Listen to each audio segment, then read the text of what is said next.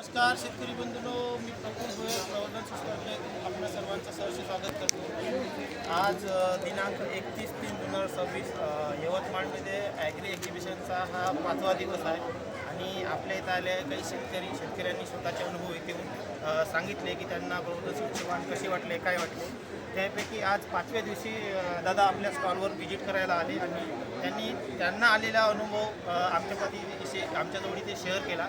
तर त्यांचा अनुभव काय राहिला आणि त्यांनी प्रवर्धन सीड्सचं कोणतं वाण लावलं याविषयी आपण त्यांच्याकडून जाणून घेऊ। सर, नमस्कार दादा, तुमचा सर्वप्रथम परिचय द्या।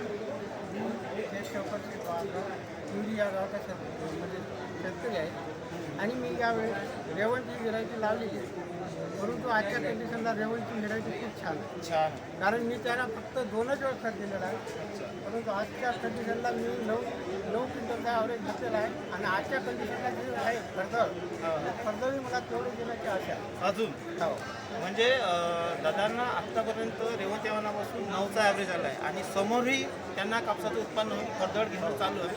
तर रेवंत हे वाण लागवड करताना तुम्ही फक्त 2 खताचे डोस दिले, 2च दिले आणि स्प्रे किती झाले तुमचे? 3च दिलेले 2 खताचे डोस आणि 3 स्प्रे।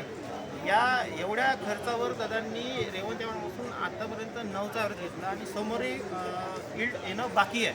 रेवंत या वाणात काय वैशिष्ट्य वाटलं असेल म्हणजे तुम्हाला आवडलं? चांगलं झाड आहे, वाढही चांगली आहे, 5-5.5-6 फुटापर्यंत झाड जाऊ शकतो। वाढीला चांगला आहे, वाढीला चांगला आहे आणि फुटवे चांगली आहे। आणि रोगाच्या बाबतीत कसं काय? प्रतिकारक शक्ती चांगली आहे, रोगप्रतिकार शक्ती पण चांगली आहे। चांगली आहे। आणि यावर्षी एवढा पाऊस पडला तर बाकी शेतामध्ये ड्रॉपिंगचं प्रमाण वाढलं, पातीकडचं प्रमाण जास्त होतं, त्यामुळे त्यांना यील्ड आला नाही। तर रेवंत या वाणावर कसं काय?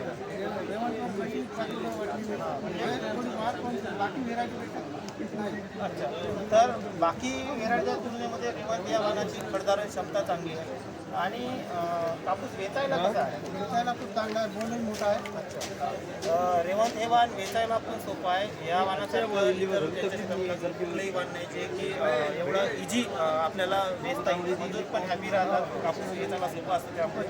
आज रोजी चांगलंच आहे आणि आजच्या कंडिशनला सुद्धा आता मार्च एंड आहे, 31 मार्च आहे, आज सुद्धा कापूस वेचायला हा क्लिअर आहे, कुठल्याही प्रकारच्या अडीचा प्रादुर्भाव नाही। तर शेतकरी रेवंत या वाणापासून समाधानी। यावर्षी किती लागलं होतं रेवंत या